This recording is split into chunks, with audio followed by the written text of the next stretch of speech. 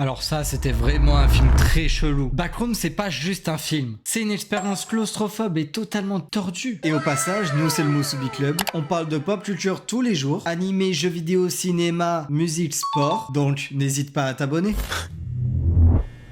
Y a quelqu'un?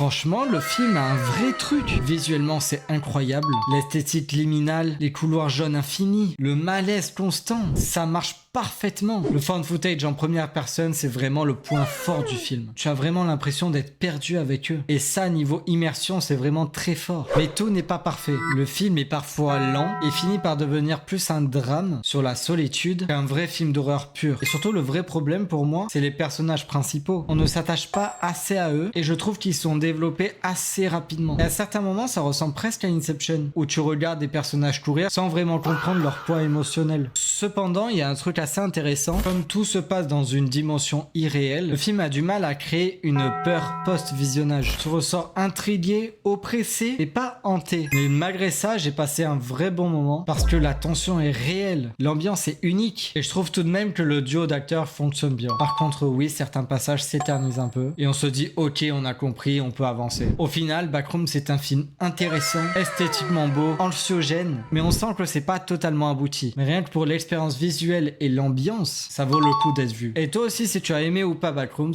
alors n'hésite pas à me le dire dans les commentaires. Cet endroit les a construites. C'est comme un labyrinthe qui n'en finit pas.